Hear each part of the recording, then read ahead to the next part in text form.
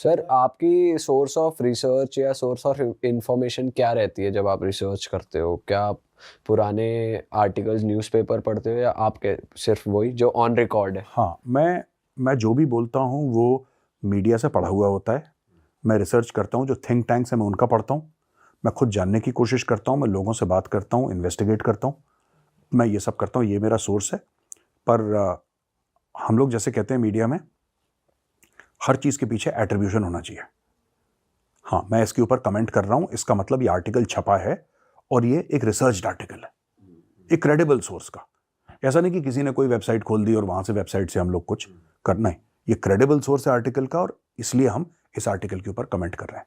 फिर बड़े बड़े थिंक टैंक्स होते हैं जो इसके ऊपर लिखते हैं, जो कि बड़े क्रेडिबल हैं, मैं वो पढ़ता हूँ। तो एवरी डे 2 और 3 आवर्स आई रीड। हर रोज मैं समय निकाल के पढ़ता हूँ, शाम को, रात को। I read every day. That is my source. Sir जैसे आपने बताया था कि कुछ पाकिस्तानी यूट्यूबर्स हैं वो काम करते हैं, they getting paid for it, ताकि वो इंडियन ऑडियंस को इन्फ्लुएंस कर लें लाइक दैट। तो अभी खालिस्तान की बात हो रही थी, तो there are lot of celebrities also जो दे आर प्रमोटिंग और talking about Khalistani in the favour of it. मैं सेलिब्रिटीज का नाम नहीं लूँगा, काफ़ी लोग को पता ही है। तो वो उनको भी पैसा मिल रहा है इस चीज़ के लिए। देखिए, मैं आपको बताता हूँ, एक इकोसिस्टम है और मैं आपको इकोसिस्टम समझाता हूँ। एक इकोसिस्टम है कबूतरबाजी का। ये आप जानते होंगे, कबूतरबाजी। यहाँ से म्यूजिक ट्रूप में गए, ये हमारे लिए तबला बजाता है, गिटार बजाता है, वहाँ पे कनाडा में छोड़ा और वो गायब हो गया। तो ये तो सिंपल कबूतरबाजी हो गई। दूसरी चीज़ है कि खालिस्तानियों ने क्या करा है, और बहुत गलत बात है, क्योंकि गुरुद्वारा साहब तो भगवान का घर है और हम लोग जाते हैं, माथा टेकते हैं गुरुद्वारा साहब में। खालिस्तानियों ने जितने भी गुरुद्वारे हैं वहाँ पे ज़्यादातर उनको टेक ओवर कर लिया है और इनको हेडक्वार्टर की तरह इस्तेमाल करते हैं खालिस्तानी।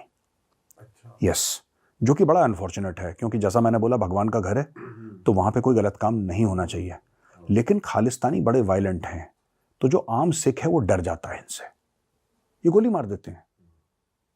किसी की लड़की को छेड़ दिया, किसी के साथ गलत कर दिया, खालिस्तानी तो क्रिमिनल्स हैं, तो people are afraid of them, Sikhs are afraid. इसलिए ज्यादातर आपने देखा होगा सिख चुप रहते हैं। लोग गलती ये कर देते हैं सोचने में कि उनको ऐसा लगता है कि सिख शायद इनको सपोर्ट करते हो। सपोर्ट नहीं करते। मैं अच्छी तरीके से जानता हूं 99% of the Sikhs don't like them. But वही बात है कि आप परिवार के साथ जा रहे हैं, फैमिली के साथ, आप हैं, माँ बाप हैं, भाई बहन हैं, सब लोग हैं, सामने 3 गुंडे खड़े हैं, ठीक है, बिल्कुल शराब पिए हुए, आप क्या करेंगे? आप रास्ता बदल देंगे ना। आप बोलेंगे कौन इनके मुंह लगे, लेडीज हैं, ठीक है, मदर हैं, सिस्टर हैं, आप रास्ता बदल दोगे। हर एक शरीफ आदमी ये करेगा। तो जो आम सिख है वो यही करता है, वो रास्ता बदल देता है, क्योंकि कहता है कौन इनके मुंह लगेगा। That is the truth. Normal आदमी तो दूर ही हटेगा इन चीजों से, वही अपने परिवार को पहले बचाओ। बिल्कुल वही है, वही सेंटिमेंट है, वही सेंटिमेंट है। सर ये तो हम इंडिया के बाहर की बात कर रहे थे, अब मैं थोड़ा सा इंडिया के अंदर जानना चाहूँगा। जैसे इलेक्शंस का टाइम है तो उस टाइम ये वर्ड बहुत सुनने में आता है कि फलानी पार्टी का ये प्रोपोगेंडा, ये एजेंडा है। और उसमें आप क्योंकि मीडिया के साथ बहुत क्लोजली काम करते हो, तो मैं वो चीज़ समझना चाहूँगा आपसे। कभी कभी ऐसे मुद्दे उठते हैं जिसके बारे में बहुत बात हो रही है, बहुत बात हो रही है, एकदम गायब, वैनिश।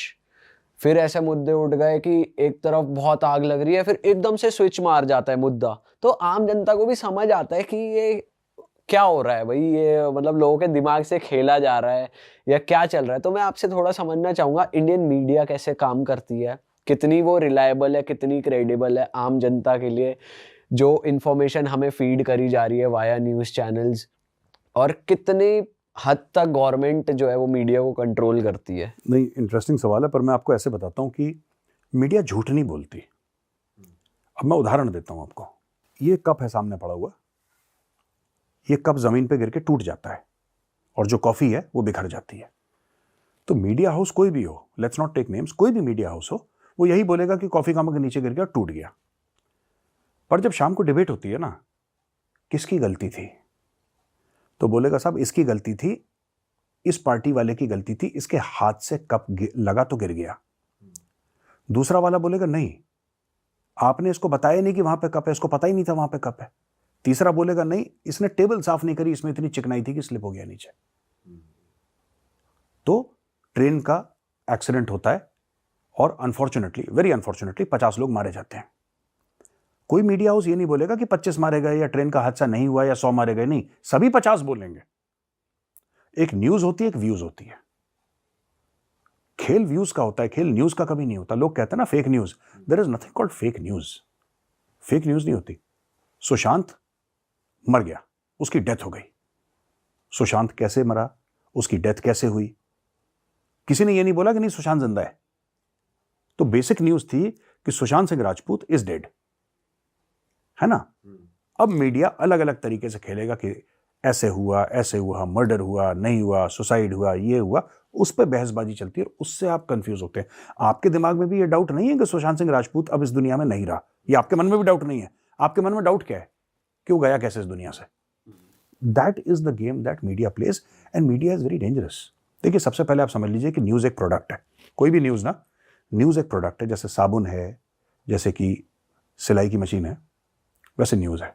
तो वो आपको कंज्यूम करना है, फिर उसकी टीआरपी बनती है, टीआरपी के ऊपर फिर ऐड आती है। तो एक गेम होता है ना पूरा, टीआरपी के ऊपर ऐड आती है। अब इतने न्यूज चैनल हैं और 24 घंटे चलना है सबको, और इतना कंटेंट है नहीं, बाय द वे, इतना कंटेंट तो है नहीं कि 24 घंटे सब लोग चलें। वही 5 आप भाई हैं जो कमरे में हैं, एक आप ही में से गेम करना है भाई। कोई कह रहा मेरा देख लो, कोई कह रहा उसका देख। अब जो एक्साइटिंग आपको लगेगा वो आप देखोगे। तो वहां पे न्यूज कॉम्प्रोमाइज होती है कि मैं आपका अटेंशन अपनी तरफ कैसे करूं। तो कोई एंकर चीख तोड़ के चिल्लाएगा, कोई कब तोड़ेगा, बोलेंगे यार बड़ा चिल्लम चिल्ली चल रही, चलो ये देखते हैं। न्यूज वही है कि कब टूट गया, नीचे गिर गया, कॉफी बिखर गई, न्यूज वही है, न्यूज में कोई फर्क नहीं है। लेकिन न्यूज कैसे आपको प्रेजेंट करी जाती है, ये है चक्कर। तो इन टोटल फेक नहीं कह सकते। फेक न्यूज कोई मीडिया हाउस नहीं देता, कोई भी। फेक न्यूज सोशल मीडिया पे चलती है, मेन स्ट्रीम मीडिया पे फेक नहीं चलती, लेकिन ओपिनियन मोल्ड होता है। और सर व्हाट्सएप यूनिवर्सिटी को भी कह सकते हैं कि एक तरीके से फेक हो सकती है, जैसे इतने इतने मुद्दे आते हैं। हाँ, वो तो देखिए, मैं बता रहा हूँ कि जैसे ना हर एक बंदा जिसके पास ट्विटर है ना या इंस्टाग्राम है, वो खुद के न्यूज़ चैनल का एडिटर इन चीफ है। तो उसको तो भाई आप नहीं रोक सकते, वो ही कंट्रोल्स। नॉर्मल न्यूज़ चैनल में क्या होगा कि गलत न्यूज़ होगी, कोई ना कोई ऊपर बैठा है, एक बोर्ड बैठा है या एडिटर्स बैठे हैं, कोई बैठा है जो कहेगा नहीं यार ये न्यूज़ मत लो, इससे हमारी क्रेडिबिलिटी खराब होगी। सोशल मीडिया तो फ्री है, आपने एक, आपको ईमेल अकाउंट है, आपके पास फ़ोन नंबर है, आपने ट्विटर का अकाउंट, फिर आप जो मर्जी न्यूज़ दागो। कल मैं बोल दूं कि गौरव आर्या राष्ट्रपति है देश का, और अगर मेरा हैशटैग चल गया और गूगल पे मैंने बात डाल दी कि भाई मैं देश का राष्ट्रपति हूं, और लाखों लोगों ने मेरी न्यूज़ पढ़ी और हंसी मजाक में ही उसको फॉरवर्ड करा, गूगल में प्रेसिडेंट ऑफ इंडिया में गौरव आर्या का नाम आ जाएगा फिर, क्योंकि गूगल तो एल्गोरिथम से काम करता है। नहीं समझ रहे आप? तो आप बोलेंगे who is the president of India. अगर मेरी इस फेक पोस्ट पे इनफ लाइक्स हैं तो मेरा भी नाम आ जाएगा 3-4 में। This is how it is managed.